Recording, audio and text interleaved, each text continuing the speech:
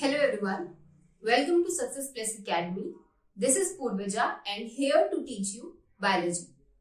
तो पिछले दो वीडियो लेक्चर्स में हम लोग बात कर चुके हैं सेल के इंट्रोडक्शन की, characteristics of cell, cell theory and types of cell, prokaryotic and eukaryotic cell. इसके बाद आज हम कवर करने वाले हैं सेल का स्ट्रक्चर, यानी कि कोशिका संरचना।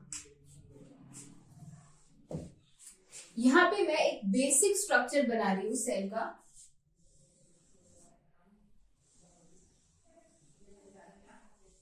देखिए इस तरह से सपोज स्फेरिकल सेल है और इस सेल के अंदर क्या क्या चीजें प्रेजेंट होती है, ये मैं यूकैरियोटिक सेल का स्ट्रक्चर बना रही हूं।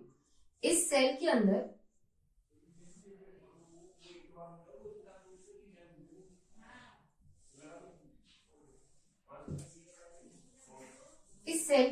इस तरह से एक न्यूक्लियस प्रेजेंट होता है।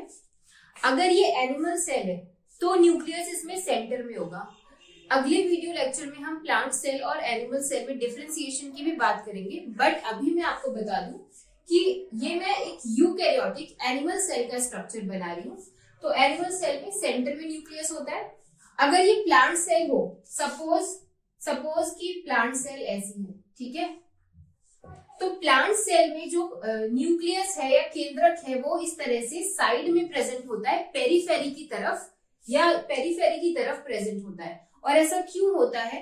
क्योंकि प्लांट में सेंटर में एक लार्ज वैक्यूल या फिर एक बड़ी रिक्तिका उपस्थित होती है, प्रेजेंट होती है, इसलिए वहां न्यूक्लियस जो है वो शिफ्ट हो जाता है फ्रॉम सेंटर टू पेरीफेरी।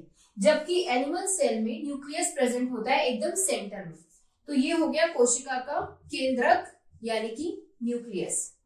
इसके बाद ये जो आउटर मोस्ट कवरिंग आपको दिख रही है, एनिमल सेल में ये जो कवरिंग है ये होती है प्लाज्मा मेम्ब्रेन या फिर इसको सेल मेम्ब्रेन भी बोलते हैं।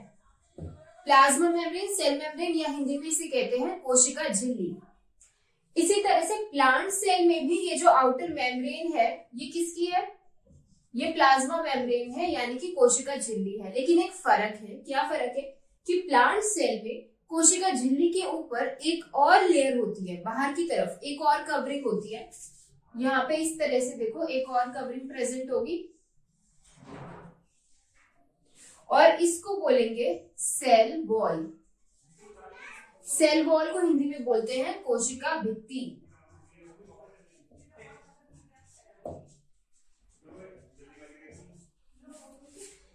एनिमल सेल में ये जो सेल वॉल है ये एब्सेंट होती है, ठीक है। इसके बाद देखो काफी सारे, अब ये प्लाज्मा मेम्ब्रेन हो गई, सेंटर में न्यूक्लियस हो गया। प्लाज्मा मेम्ब्रेन और न्यूक्लियर मेम्ब्रेन के बीच का ये जो पूरा पार्ट है ये कहलाता है साइटोप्लाज्मा।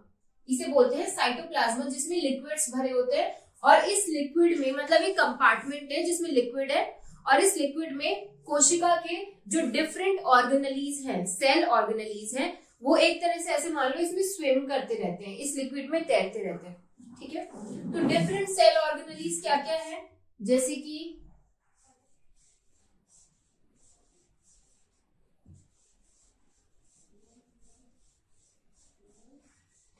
इस तरह से ये एंडोप्लाज्मिक रेटिकुलम है, एंडोप्लाज्मिक रेटिकुलम जिसे ER भी बोलते हैं, ER। उसके बाद ये गोल्जी एपरेटस है,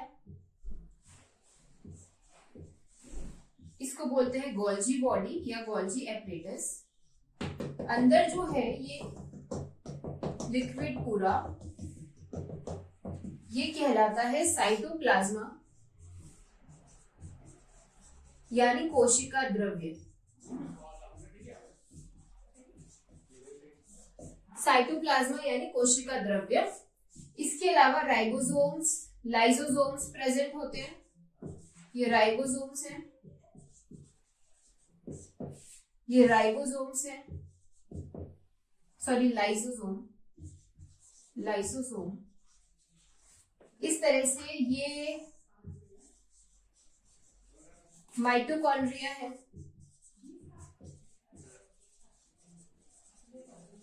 और अगर ये प्लांट सेल हो तो प्लांट सेल में जिस तरह यहाँ माइटोकॉन्ड्रिया और बाकी सेल ऑर्गेनेल है, प्लांट सेल में ऐसे क्लोरोप्लास्ट भी प्रेजेंट होता है जो प्रकाश संश्लेषण या फोटोसिंथेसिस में हेल्प करता है। लेकिन एनिमल्स तो फोटोसिंथेसिस करते नहीं, तो वहां पे क्लोरोप्लास्ट एब्सेंट होता है।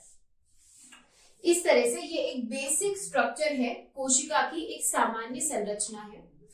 अगर हम सेल स्ट्रक्चर की बात करें तो उसमें क्या इंपॉर्टेंट चीजें हैं जो हमें पढ़नी होती है। कोई भी जो कोशिका है, कोई भी जो सेल है, बेसिकली मेन 3 स्ट्रक्चर्स में डिवाइडेड होती है। एक होता है उसका प्लाज्मा मेम्ब्रेन, दूसरा पार्ट होता है उसका न्यूक्लियस यानी केंद्रक, प्लाज्मा मेम्ब्रेन यानी कोशिका झिल्ली, केंद्रक, और तीसरा पार्ट होता है उस कोशिका का साइटोप्लाज्मा यानी कि कोशिका द्रव्य। ये 3 मेन स्ट्रक्चरल कंपोनेंट्स हैं किसी भी सेल के, जो तीनों मिलके एक सेल का फॉर्मेशन करते हैं। लेकिन अगर हम प्लांट सेल की बात करें, अगर हम एल्गल सेल की बात करें, अगर हम फंजाई की बात करें, या अगर हम प्रोकैरियोटिक सेल जैसे कि बैक्टीरिया वगैरह की बात करें, तो वहां पे क्या होता है, सेल मेम्ब्रेन के ऊपर एक और कवरिंग प्रेजेंट होती है, प्रोटेक्टिव कवरिंग, जिसे बोलते हैं सेल वॉल। और इस वीडियो लेक्चर में अभी हम लोग इस स्ट्रक्चर की बात पढ़ने वाले हैं, सेल वॉल का स्ट्रक्चर। तो एक एक करके हम सारी चीजें कवर करेंगे। प्लाज्मा मेम्ब्रेन का स्ट्रक्चर कैसा होता है, न्यूक्लियस का स्ट्रक्चर कैसा होता है, साइटोप्लाज्मा क्या होता है, और साइटोप्लाज्मा में प्रेजेंट डिफरेंट सेल ऑर्गेनेल्स के बारे में हमें पढ़ना है। लेकिन इन सबसे पहले हम क्या कवर करने वाले हैं, स्ट्रक्चर ऑफ सेल वॉल।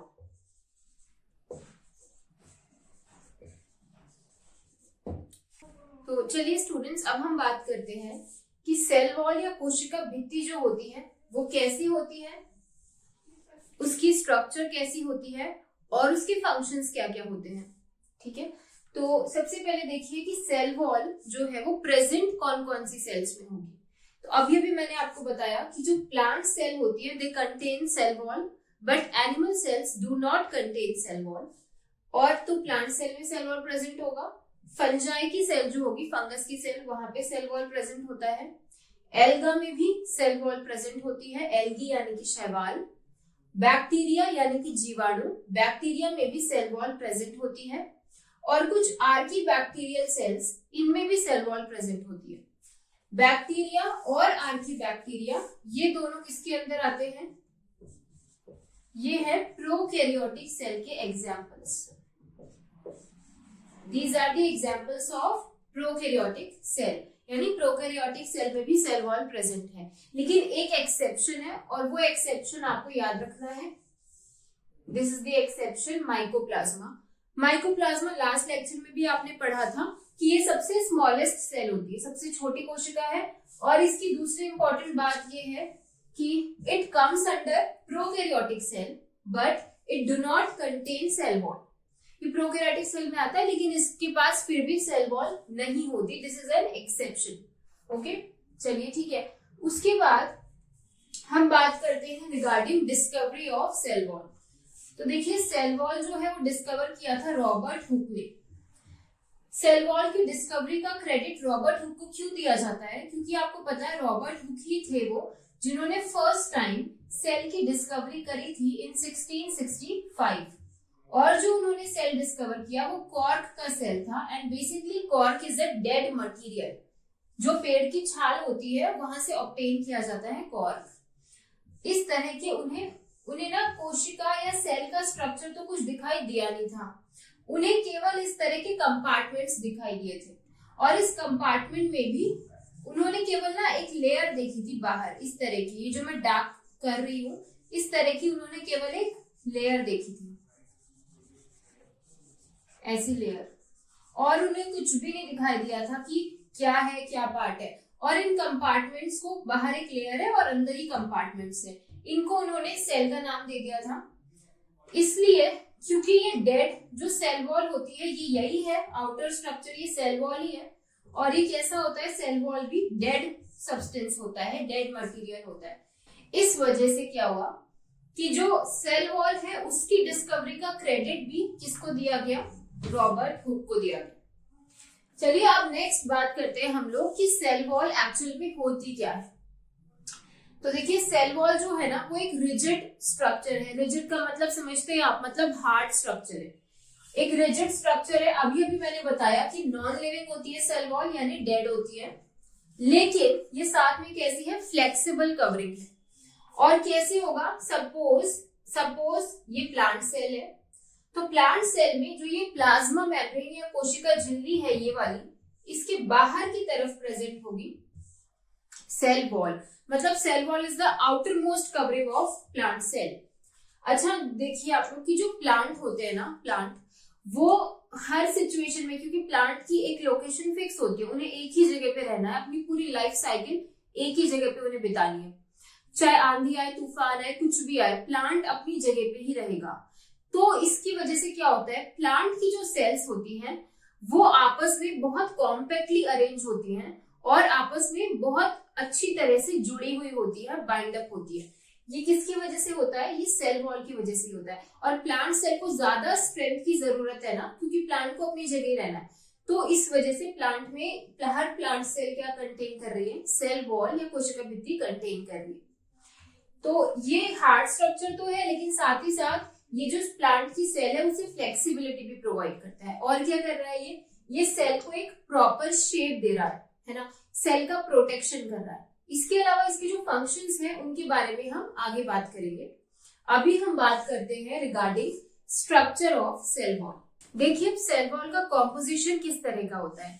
अलग अलग स्पीशीज में या अलग अलग ऑर्गेनिजम्स में सेल वॉल की कॉम्पोजिशन भी अलग अलग हो जाती है, ठीक है।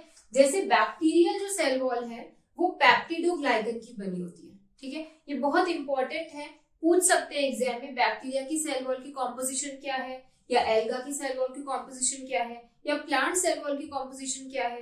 तो बैक्टीरिया की सेल वॉल पेप्टिडोग्लाइकन की बनी हुई है। अब पेप्टिडोग्लाइकन क्या है, पेप्टिडो का मतलब होता है पेप्टाइड, पेप्टाइड। और पेप्टाइड जो है वो स्मॉल पॉलीमर होता है किसका, प्रोटीन का।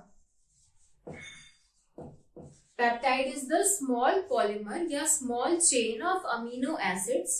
और आपको पता है कि जो अमीनो एसिड्स हैं, अमीनो अम्ल हैं, वो किसके यूनिट होते हैं, अमीनो एसिड प्रोटीन की यूनिट होते हैं, अमीनो एसिड्स। तो बेसिकली क्या होता है, ये अमीनो एसिड है, सपोज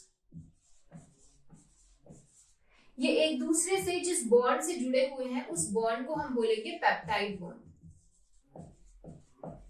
और ये जो पॉलीमर बना है, क्योंकि ये छोटा पॉलीमर है, कम अमीनो एसिड है नंबर में, तो इस पॉलीमर को हम कहेंगे पेप्टाइड। अगर बहुत ज्यादा अमीनो एसिड इस तरह से जुड़े हुए हैं तो वो एक कंप्लीट स्ट्रक्चर बनाते हैं प्रोटीन की। तो जहां भी पेप्टाइड, पेप्टोन इस तरह के टर्म्स आते हैं उसका मतलब है प्रोटीन से। ग्लाइकन का मतलब होता है ग्लूकोज यानी कि कार्बोहाइड्रेट। तो पेप्टिडोग्लाइकन जो है ये वो लेयर है जिसमें पेप्टाइड यानी कि प्रोटीन्स प्रेजेंट है और कार्बोहाइड्रेट प्रेजेंट है। चलिए उसके बाद नेक्स्ट है फंजाई। फंजाई की सेल वॉल बनी होती है काइटिन की। अब काइटिन क्या होता है, ये एक होमो पॉलीमर होता है। होमो यानी कि सेम, पॉलीमर यानी कि कोई छोटी छोटी चीजों से मिलके पूरा एक पॉलीमर बना है ना, स्मॉल यूनिट से मिलके। तो होमो पॉलीमर काइटिन किसका है, ये है कार्बोहाइड्रेट का। कार्बोहाइड्रेट का होमो पॉलीमर है। कार्बोहाइड्रेट भी इसकी कैसी वाली है, जो कार्बोहाइड्रेट है उसमें अमाइन ग्रुप प्रेजेंट होता है, या हम ऐसे बोल सकते हैं कि उसमें ना नाइट्रोजन कंटेनिंग ग्रुप्स प्रेजेंट होते हैं, नाइट्रोजन कंटेनिंग ग्रुप प्रेजेंट होते हैं इस कार्बोहाइड्रेट में। और अगर मैं आपको एग्जैक्ट नाम बताऊंगा तो ये किसका एक्चुअल में होमो पॉलीमर होता है, ये होता है एन एसिटाइल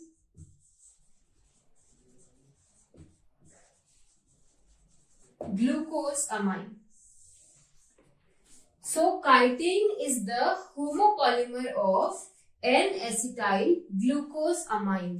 अमाइन आ गया आपका नाइट्रोजनस सब्सटेंस प्रेजेंट है इस कार्बोहाइड्रेट में। N-acetyl glucose amine से मिल करके ही पूरी किसकी चेन बनी है, काइटिन की चेन बनी है। उसके बाद नेक्स्ट देखो एल्गा। एल्गा की सेल वॉल बनी होती है ग्लाइकोप्रोटीन्स। अगेन वर्ड को ब्रेक करो, ग्लाइको यानी ग्लाइकोजन या ग्लूकोज, ग्लाइकोजन या ग्लूकोज, या ऐसे समझ लो कि ग्लाइकोवर्ड जो है उसको हम यूज कर रहे हैं फॉर कार्बोहाइड्रेट। और प्रोटीन तो प्रोटीन होता ही है, मतलब कार्बोहाइड्रेट के साथ कौन से ग्रुप जुड़ गए, आके प्रोटीन के ग्रुप आके जुड़ गए, तो वो बना ग्लाइकोप्रोटीन। और पॉलीसेकेराइड यानी कि कार्बोहाइड्रेट, पॉलीसेकेराइड यानी कि कार्बोहाइड्रेट। उसके बाद नेक्स्ट है प्लांट्स। प्लांट्स की सेल वॉल किसकी बनी होती है? प्लांट की सेल वॉल बनी होती है सेल्यूलोज की।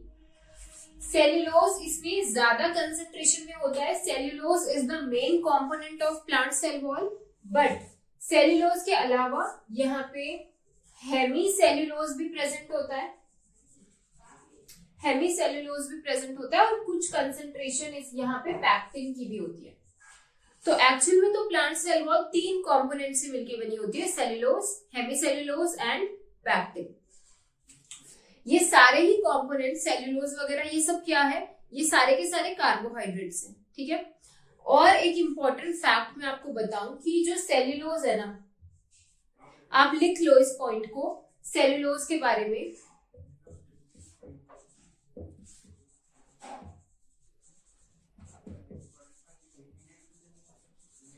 it is the most abundant carbohydrate on this planet या अर्थ। ये जो हमारा अर्थ है, प्लैनेट है, इसमें सबसे ज्यादा अबंडेंट, सबसे ज्यादा पाया जाने वाला कार्बोहाइड्रेट कौन सा है? वो है सेल्यूलोज। अब हम बात करते हैं कि जो सेल वॉल है वो एक्चुअल में उसकी स्ट्रक्चर क्या है, वो प्लांट सेल के ऊपर कितनी लेयर्स में प्रेजेंट होती है या किस तरह से प्रेजेंट होती है। ये बात करते हैं structure of cell wall in plant cell. Plant में सेल वॉल 3 बेसिक लेयर्स से मिलके बनती है। ये 3 बेसिक लेयर कौन कौन सी है? एक है प्राइमरी सेल वॉल, दूसरी लेयर है सेकेंडरी सेल वॉल, और तीसरी लेयर है मिडिल लैमेला। मिडिल लैमेला को आउटर मोस्ट लेयर भी कहा जाता है, आउटर मोस्ट लेयर। अब primary cell wall, secondary cell wall और मिडिल लैमेला ये एक्चुअल में सेल में किस तरह से अरेंज होते हैं, पहले कौन सी लेयर है, उसके बाद कौन सी लेयर है, इसके बारे में बात करते हैं। देखो सपोज ये मैंने एक डायग्राम बनाया, आप सपोज करो कि यहाँ पे कोई सेल 1 है, सेल ए, और यहाँ पे कोई है सेल बी, ठीक है। तो सेल ए जो है इसमें जो सबसे ये आउटर वाली लेयर है जिसको हमने रेड डॉट से शो किया है, wait a second, this layer, this is the outer most layer, और इसको बोलते हैं मिडिल लैमेला। तभी मैंने यहां लिखा था मिडिल लैमेला का आउटर मोस्ट लेयर बोलते हैं। मिडिल लैमेला जो होता है उसमें एक्चुअल में क्या प्रेजेंट होता है? मिडिल लैमेला में मैं यहां लिख देती हूँ, मिडिल लैमेला की कैरेक्टरिस्टिक्स क्या है। Middle lamella is the outer most layer of plant cell और प्लांट सेल वॉल। इसकी कॉम्पोजिशन क्या होती है? यहाँ पे calcium and magnesium pectate present होते हैं, या यहाँ पे पैक्टिन की जो कंसंट्रेशन है, पैक्टिन की कंसंट्रेशन है वो ज्यादा होती है। मिडिल लैमेला में कैल्शियम या मैग्नीशियम पैक्टेट प्रेजेंट होते हैं और यहाँ पैक्टिन की कंसंट्रेशन ज्यादा होती है। इसकी वजह से मिडिल लैमेला का जो नेचर होता है ना, वो कैसा होता है? ग्लू जैसा, ग्लू लाइक। तो ग्लू का काम क्या होता है? 2 चीजों को आपस में चिपकाने का काम होता है। तो मिडिल लैमेला यही काम कर रहा है। मिडिल लैमेला क्या कर रहा है? 2 सेल्स को आपस में कनेक्ट करके रख रहा है, जोड़ के रख रहा है, 2 सेल को एक दूसरे से चिपका के रख रहा है। इसके बाद यहां देखो, मिडिल लैमेला की जस्ट नीचे की तरफ ये वाली जो लेयर मैं बना रही हूं, this is primary cell wall. ये प्राइमरी सेल वॉल है, ये सेल बी की प्राइमरी सेल वॉल है, और ये वाली सेल ए की प्राइमरी सेल वॉल है। मैं यहां लिख देती हूं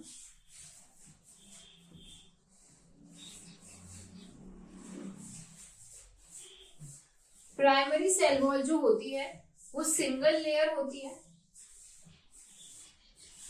and it is present in all plant cell. It is present in all plant cell.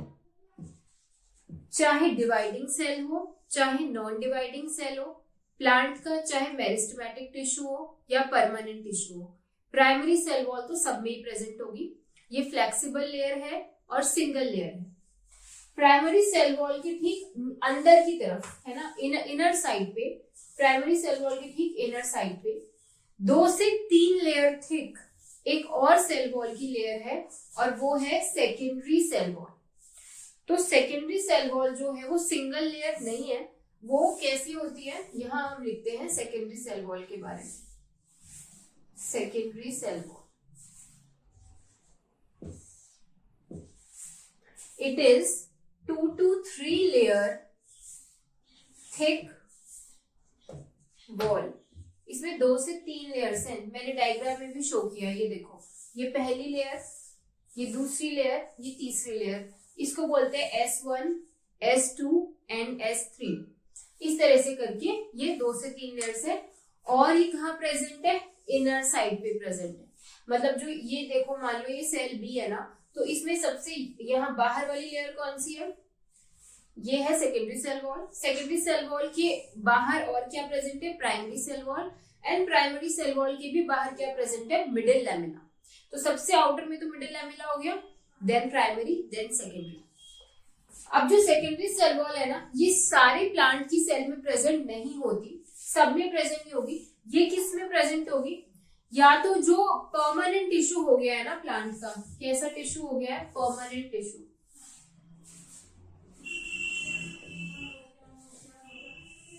जो परमानेंट टिश्यू होता है प्लांट का, उसमें प्रेजेंट होती है ज्यादातर। क्योंकि जो डिवाइडिंग सेल्स हैं, मतलब जो कंटिन्यूअसली ऐसी सेल्स हैं, ऐसी कोशिकाएं हैं जिनको कंटिन्यूअसली माइटोटिक डिवीजन करना होता है और लगातार विभाजन करते रहना होता है, ऐसी कोशिकाओं में सेकेंडरी सेल वॉल अनुपस्थित होती है और केवल प्राइमरी सेल वॉल और मिडिल लैमेला प्रेजेंट होता है। जबकि जो टिश्यू परमानेंट हो गया है, मतलब उसकी लोकेशन फिक्स हो गई है और उनकी सेल का नंबर फिक्स हो गया है, अब वो जो सेल है वो फर्दर फ्यूचर में जाके डिवाइड नहीं करने वाली। इस तरह के टिश्यू में सेकेंडरी सेल वॉल प्रेजेंट होती है। तो ये था सेल वॉल का स्ट्रक्चर, 3 बेसिक लेयर्स कौन कौन सी होती है।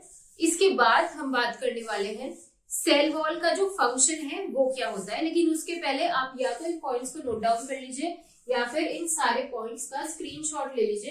अच्छा, एक और बात, ये वाला डायग्राम में एक्सप्लेन करना स्किप कर दिया मैंने। ये जो है ये भी 3 लेयर्स को ही दिखा रहा है, शो कर रहा है। Suppose this is cell A, this is cell B, this is cell C and D.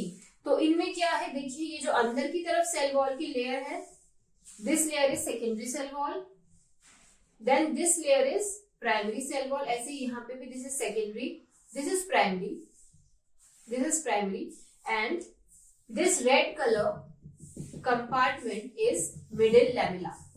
This is the middle lamella. और क्योंकि ना प्लांट्स जो है उनमें स्ट्रेंथ ज्यादा होती है प्लांट की सेल्स में, और प्लांट जो है पूरा का पूरा उसकी सारी सेल्स इस तरह से प्रेजेंट है कि एक दूसरे को ना उन्होंने जकड़ा हुआ है सारी सेल्स में। प्लांट में स्ट्रेंथ ज्यादा है और वो किसकी वजह से पॉसिबल हो रहा है? सेल वॉल की वजह से और इस मिडिल लैमेला, क्योंकि मिडिल लैमेला ग्लू का काम कर रहा है, चिपका के रख रहा है सारी की सारी सेल्स को। तो ये प्लांट को स्ट्रेंथ भी देता है, प्लस ये क्या करता है, बीच में यहाँ एक कनेक्शन भी होता है जिसे प्लाज्मोडेस्माटा बोलते हैं, जिसके थ्रू एक प्लांट सेल दूसरे प्लांट सेल के डायरेक्ट कांटेक्ट में होती है। चलिए, इसके बाद हम अब बात करने वाले हैं फंक्शन ऑफ सेल वॉल। देखिए सेल वॉल क्या क्या काम करती है। सबसे पहले तो ये क्या कर रही है, सेल को एक प्रॉपर शेप प्रोवाइड कर रही है, ठीक है।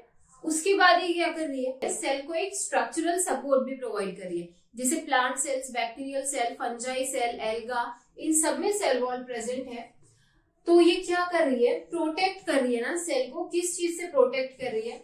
मान लो सेल के बाहर आउटसाइड में कुछ ऐसे सब्सटेंस प्रेजेंट है जो सेल को अटैक कर सकते हैं, कुछ माइक्रो ऑर्गेनिजम्स है जो सेल को डैमेज कर सकते हैं। तो उन सारी चीजों से सेल को प्रोटेक्शन प्रोवाइड कर रही है, इन्फेक्शन वगैरह, माइक्रो ऑर्गेनिज्म, वायरस, बैक्टीरिया, इन सारी चीजों से। प्रोटेक्शन का काम हो गया, सपोर्ट का काम हो गया, शेप का काम हो गया। और ये क्या करती है, देखो सपोज कोई प्लांट सेल है जिसके सराउंडिंग मीडियम में चेंजेस आ रहे हैं। क्या क्या चेंजेस आ रहे हैं, कुछ भी चेंजेस हो सकते हैं, जैसे टेम्परेचर में चेंजेस हो सकते हैं, पीएच में चेंजेस हो सकते हैं, इसके अलावा एनवायरमेंटल कंडीशंस उसकी चेंज हो सकती है।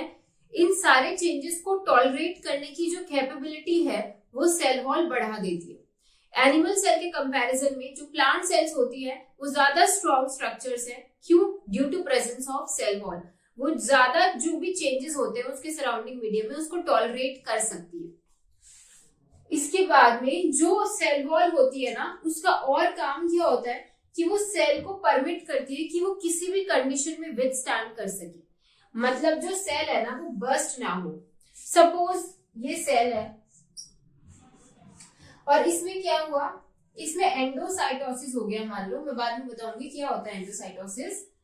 तो सपोज इसमें ना वाटर जो है उसकी कंसंट्रेशन सेल के साइटोप्लाज्म में ज्यादा हो गई है, पानी बाहर से अंदर आ गया, तो सेल क्या होगी, सेल थोड़ी सी फूल जाएगी।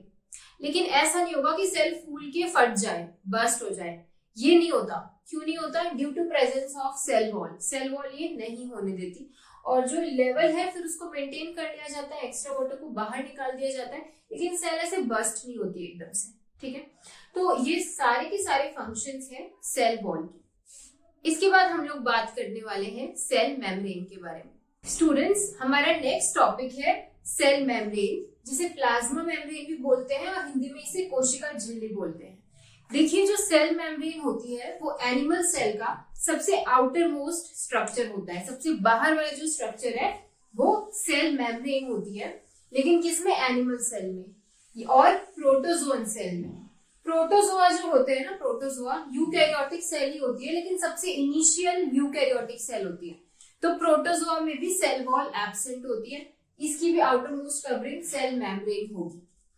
देखो, जिस तरह सेल वॉल कुछ ही सेलेक्टिव सेल्स में थी, जैसे प्लांट, फंजाई, एल्गा और बैक्टीरिया, और कुछ आर्कीबैक्टीरियल सेल्स में, लेकिन प्लाज्मा मेम्ब्रेन जो है वो सारी सेल्स में प्रेजेंट होती है, चाहे प्लांट सेल हो चाहे एनिमल सेल हो, सबके अंदर प्लाज्मा मेम्ब्रेन प्रेजेंट होगी।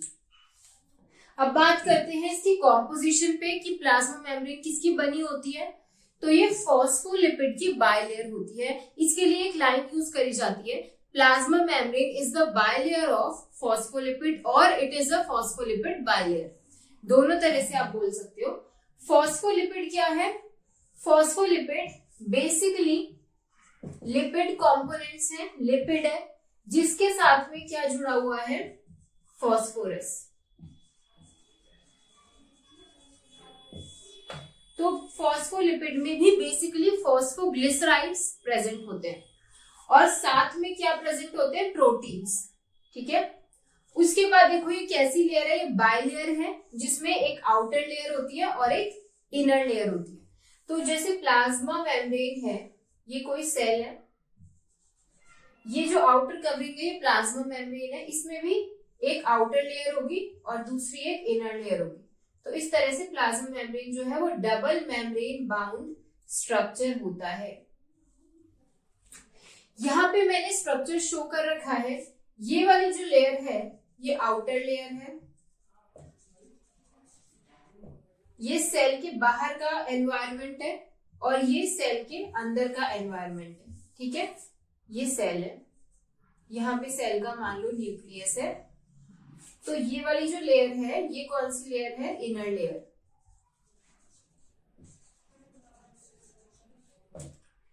ये फॉस्फोलिपिड का स्ट्रक्चर है। फॉस्फोलिपिड का स्ट्रक्चर किस तरह होता है? इसमें एक हेड ग्रुप होता है और उसके साथ में ये लगी होती है फॉस्फोलिपिड में टेल। ठीक है, तो ये हेड ग्रुप्स है और ये अंदर प्रेजेंट है टेल। ये टेल किसकी होती है? ये फैटी एसिड की टेल होती है। It is fatty acid tail. बीच बीच में ये जो डार्क स्ट्रक्चर्स आपको दिख रहे हैं, ये डार्क स्ट्रक्चर्स हैं प्रोटीन्स। ज्यादा कंसंट्रेशन तो लिपिड की होगी, मेन तो लिपिड है, और बीच बीच में इस तरह से प्रोटीन्स भी प्रेजेंट होते हैं प्लाज्मा मेम्ब्रेन में। उसके बाद ये थिन लेयर होती है। सेल वॉल तो कैसी थी? थिक थी, हार्ड थी, रिजिड थी। लेकिन ये कैसी है, थिन है और फ्लेक्सिबल लेयर है, इसमें फ्लेक्सिबिलिटी प्रेजेंट होती है। इसके बाद ये सेमी परमिएबल होती है, इसे हिंदी में कहते हैं अर्धपारगम्य झिल्ली। ये अर्धपारगम्य झिल्ली है, सेमी परमिएबल मेम्ब्रेन है। इसका मतलब ये है कि ये जो भी चीजें है ना, आयंस हैं या फिर वाटर है, मिनरल्स हैं, सॉल्ट है, कोई एंजाइम्स है, हार्मोन्स है, कोई भी सब्सटेंस है, ठीक है, बायोलॉजिकल सब्सटेंस, तो उनके उन सब्सटेंस के जो मूवमेंट हो रहा है across the plasma membrane. Suppose ये प्लाज्मा मेम्ब्रेन है, अब मान लो कोई आयन है, उसको क्या करना है, अंदर आना है, एक्सटर्नल एनवायरनमेंट से अंदर आना है, या फिर और कोई आयन है या कोई कॉम्पोनेंट है या प्रोटीन है, कुछ भी है, उसको अंदर से बाहर जाना है। तो ये जो यहाँ पे ट्रेवल करेगा सब्सटेंस, तो ऐसा नहीं होगा कि कोई भी सब्सटेंस अंदर आ सकता है सेल के या बाहर जा सकता है, ऐसा पॉसिबल नहीं है। ये जो मेम्ब्रेन होती है ना, ये सेलेक्टिवली परमेएबल होती है, मतलब ये मेम्ब्रेन खुद सेलेक्ट करती है कि उसको किन सब्सटेंस की अपने अंदर एंट्री करवानी है या किन सब्सटेंस का उसको अपने अंदर से बाहर एग्जिट करवाना है। ये मेम्ब्रेन खुद डिसाइड करती है according to their need, according to the need of cell. उस हिसाब से ऐसा नहीं होता कि कोई भी सब्सटेंस सेल के अंदर आ गया, कोई भी सब्सटेंस सेल के बाहर चला गया, ये ऐसे अनकंट्रोल प्रोसेस नहीं होती, ठीक है। तो इसलिए कहा जाता है कि सेल मेम्ब्रेन जो है वो सेमी परमिएबल है या तो फिर वो सेलेक्टिवली परमिएबल है, या तो फिर वो सेलेक्टिवली परमिएबल है, ठीक है। उसके बाद all the cells contain cell membrane, हर सेल में सेल मेम्ब्रेन होती है, लेकिन यहाँ पे एक एक्सेप्शन है और वो एक्सेप्शन है वायरस। वायरस की जो सेल होती है वो डिवॉइड करती है सेल मेम्ब्रेन को। एक्चुअल में वायरस को हम सेल बोलते ही नहीं है, क्योंकि virus is the connecting link between living and non living. Virus living और नॉन लिविंग थिंग्स के बीच का कनेक्टिंग लिंक है, उनके बीच की एक कड़ी है। तो वायरस को हम मानते ही नहीं है कि वो एक सेल है, उसको माना जाता है कि वो एक पार्टिकल है या एक मॉलिक्यूल है जो केवल कब लिविंग की तरह बिहेव करेगा, जब वो किसी होस्ट की बॉडी के अंदर होगा। अगर वो किसी होस्ट की बॉडी में नहीं है तो वो लिविंग की तरह बिहेव करेगा ही नहीं, वो नॉन लिविंग की तरह तब बिहेव करेगा। तो वायरस में ना सेल वॉल होती है ना सेल मेम्ब्रेन होती है, उसमें एक आउटर कवरिंग होती है प्रोटीन की बनी हुई, जिसे कहते हैं कैप्सिड। वायरस के बारे में सेपरेटली हम किसी दूसरे वीडियो लेक्चर में बात करेंगे, जब मैं आप लोगों को क्लासिफिकेशन पढ़ाऊंगी तब वायरस के बारे में बात करेंगे। अभी बस आप इतना जान लो कि वायरस डिवॉइड सेल मेम्ब्रेन। और एक और इम्पोर्टेंट बात, वायरस जो है वो सेल थ्योरी को भी एक्सेप्ट नहीं करता, वायरस के ऊपर सेल थ्योरी भी अप्लाई नहीं होती। दूसरी इंपॉर्टेंट बात मैं आपको ये बताना चाहती हूँ, प्लाज्मा मेम्ब्रेन होती है ये एम्फीपैथिक होती है। ये एम्फीपैथिक नेचर की होती है। एम्फीपैथिक का मतलब क्या है कि इसमें हाइड्रोफिलिक पार्ट भी होता है, जो जल में घुलनशील भाग है वो भी इसमें होता है, और इसमें हाइड्रोफोबिक पार्ट भी होता है, मतलब जिसको वाटर से फोबिया है, जो पानी में घुलनशील नहीं है। दोनों ही तरह के सब्सटेंस प्लाज्मा मेम्ब्रेन में प्रेजेंट होते हैं। इन सब चीजों के बाद हम बात करते हैं प्लाज्मा मेम्ब्रेन के फंक्शंस क्या होते हैं। देखिए फंक्शंस क्या होते हैं सेल मेम्ब्रेन के। एक तो ये क्या करेगी, जो कोई भी सेल होगी उसे उसकी शेप प्रोवाइड करेगी और सपोर्ट देगी। जैसे for example this is a animal cell. Animal cell में ये जो आउटर मोस्ट स्ट्रक्चर है, ये जो बाहर एक कवरिंग या लेयर है, ये सेल मेम्ब्रेन है, प्लाज्मा मेम्ब्रेन। अंदर सेल के कंपोनेंट्स हैं, जो भी न्यूक्लियस, सेल ऑर्गेनेली, साइटोप्लाज्मा, ये सब होते हैं। तो ये सेल मेम्ब्रेन क्या कर रही है, सेल को एक प्रॉपर उसके शेप में रखने का काम कर रही है, साथ ही साथ सेल को एक सपोर्ट भी प्रोवाइड कर रही है। इसके बाद जो सेल होता है, जो ये सेल मेम्ब्रेन होती है, ये क्या करती है, सेल को या साइटोप्लाज्मा को उसके एक्सटर्नल एनवायरनमेंट से डिफरेंशिएट करती है। ये सेल का एक्सटर्नल एनवायरनमेंट है, इससे साइटोप्लाज्मा को डिफरेंशिएट कौन कर रही है, प्लाज्मा मेम्ब्रेन कर रही है, ठीक है। बीच में एक बैरियर आ गया ना, तो एक बैरियर आ गया या एक कवरिंग आ गई है जो इसको इससे अलग कर रही है। इसके बाद ये क्या करती है, ये प्रोटेक्शन प्रोवाइड करने का काम भी करती है। ये प्रोटेक्शन दे रही है सेल के इंटीरियर इंटरनल कंपोनेंट्स जो भी हैं सेल के, उन सबको एक प्रोटेक्शन प्रोवाइड कर रही है। कैसे प्रोटेक्शन दे रही है, क्योंकि जो प्लाज्मा मेम्ब्रेन है वो मैंने आपको पहले बताया था कि ये कैसी होती है, ये सेलेक्टिवली परमिएबल होती है।